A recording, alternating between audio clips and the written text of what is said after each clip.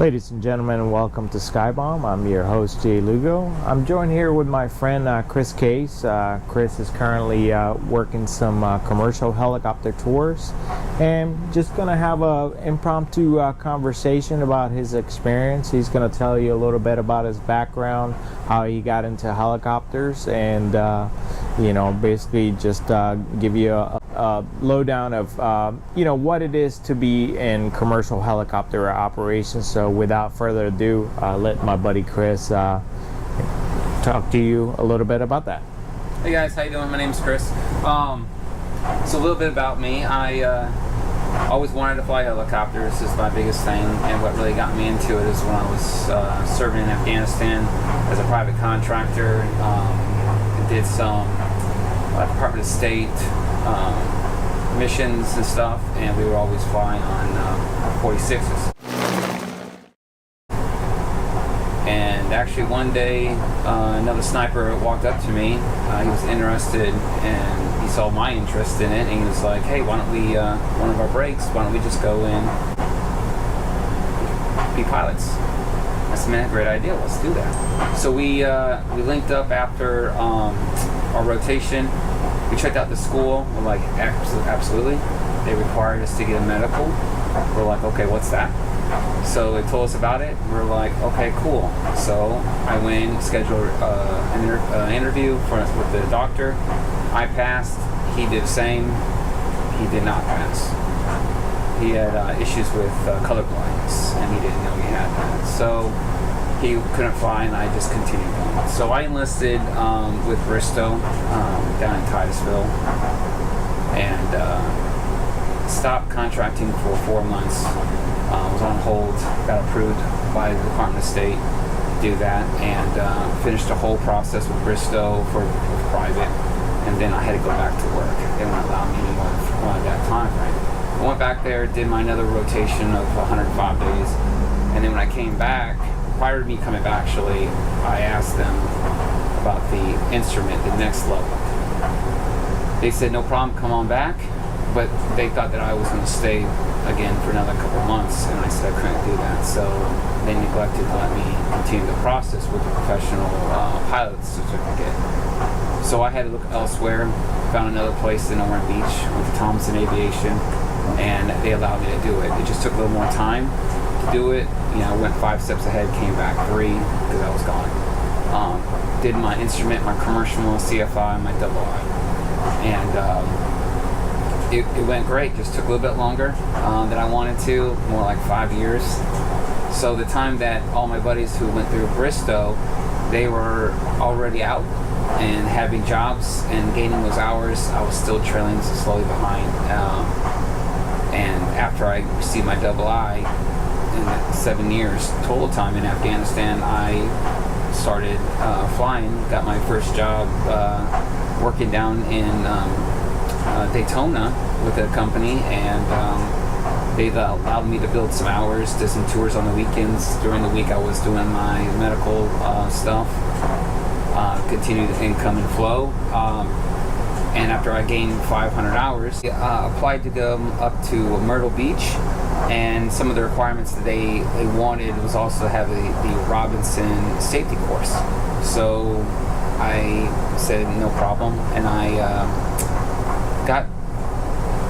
went online and got that class started. And at that time I re-linked up with Jay, and we went to the course together. We completed the course, and we got our certificates, which allowed us to continue doing tours with Robinsons. And I only did about a week up here, or actually 10 days. Then COVID hit, and we were all released, which is unfortunate. And I had to return back to Florida, no job, and I got linked up with another company shortly, and that allowed me to do some crop spraying in a Huey, in a 206. I did most of the ground, but I got to ferry a lot of the stuff and got the turbine and some experience in crop dusting, and that was mostly spraying with water to get me familiarized with that. I didn't have my license to crop spray, but that was the move to do. but it wasn't really consistent, so I decided to reapply back up here in Myrtle Beach. I got with the other company that's here. There's two different companies, Oceanfront and Helicopter Ventures. You just choose which one you want to work for, and each one is great. They provide a lot of hours, a lot of experience, and the company I'm with right now provided phenomenal experience and tremendous amount of hours too, almost to the point where you're kind of like, I'm tired of flying, okay? I'm tired.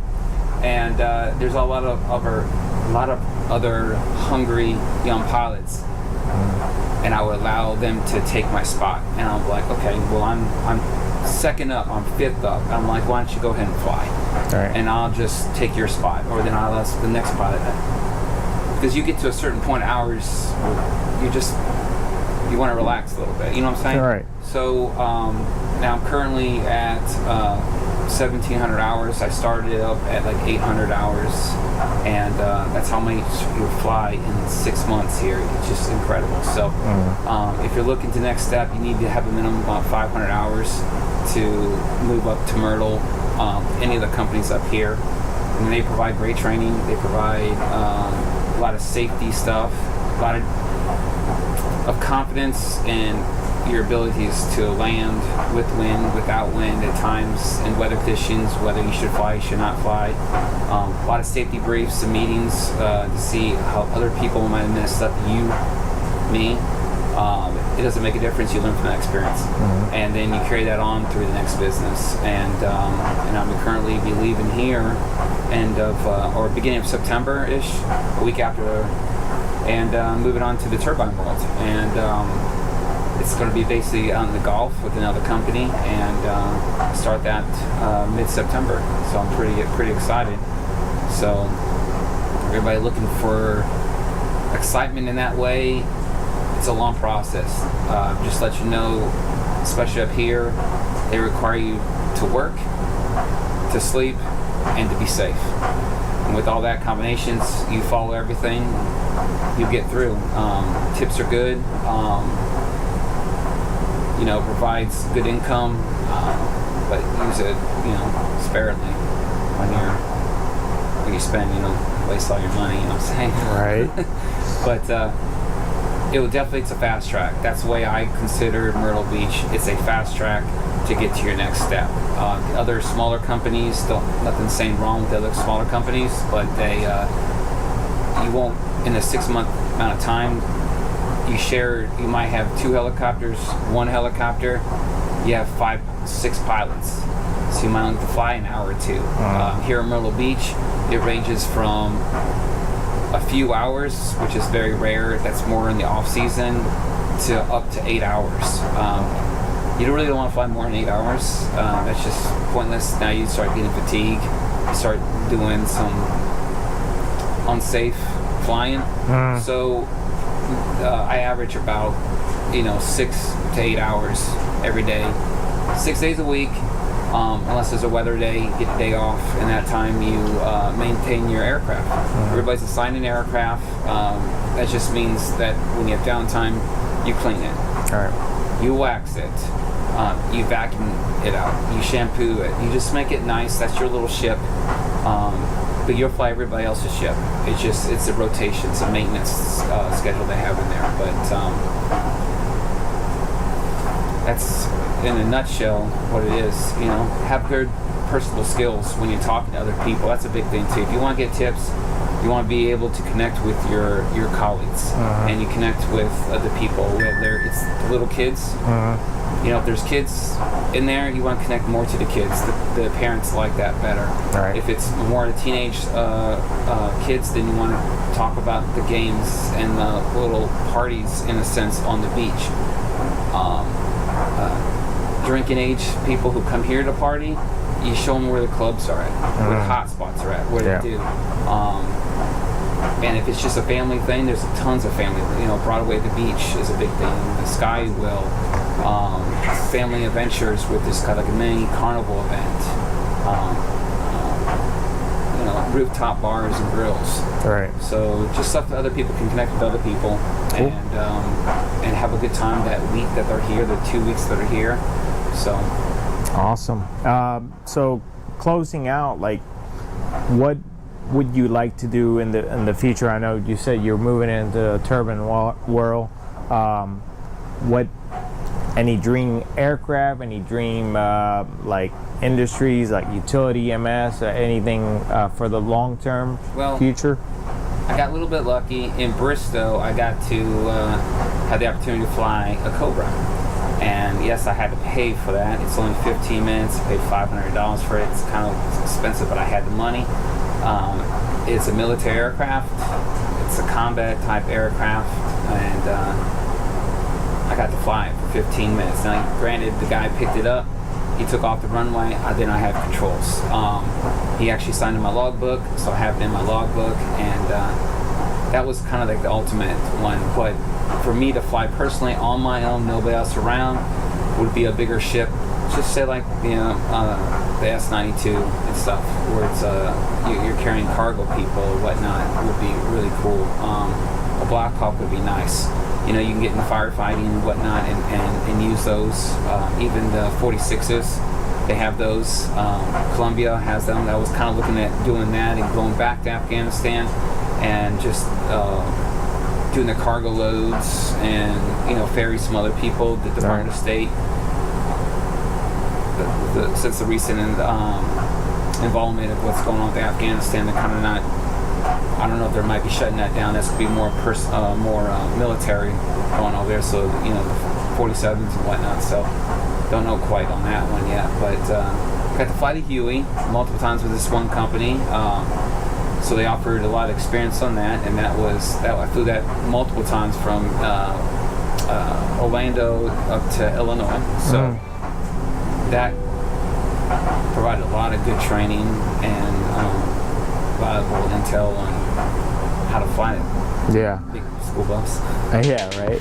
So speaking of training, so both Chris and I, we've trained with Johnny Silver down in South Texas. Absolutely. An outstanding person to connect with if you're looking for advanced training. And I wanted to mention Chris's channel. He does have a channel. It's called, go ahead. Hell of a Ride. Yep. And the reason why I call it Hell of a Ride is kind of like a little bit of helicopters or an event's high impact action of like, hell, that was a hell of a ride, right? That could have been whether it's a military, law enforcement, firefighting that I've done, and then contracting work. So small little videos. I haven't posted recently, or in a kind of little bit, because working up in Myrtle Beach, you're working a lot. And prior to that, I was putting those movies together and taking some time doing that. But with my next step and the next job that I'm doing, I'll get about 2 weeks off, rotation on, 2 weeks on, 2 weeks off. So I'll be able to put more video. And even with the company I'm going to be with, some of the stuff, the aircraft they have, is amazing stuff. They have 407s, EC-130s. What else they have? 76s and 92s. So really big company. So I'll get that chance and opportunity to possibly do that and move up in the company and show you what it's like to fly in the Gulf. Yeah, that'd be amazing. It'd be pretty neat. Amazing to see. All right, well, if anybody has any questions, I'll link down everything as far as Chris's channel, my information. If anybody has any questions, they want to interact, just comment down below, or we'll have everything linked down. But thanks for joining us, and appreciate your time. Be sure to like the video and share it and comment and everything. All right. This has been Jay Lugo with Chris from Hell of a Ride, signing out. It's Chris Caisse, by the way.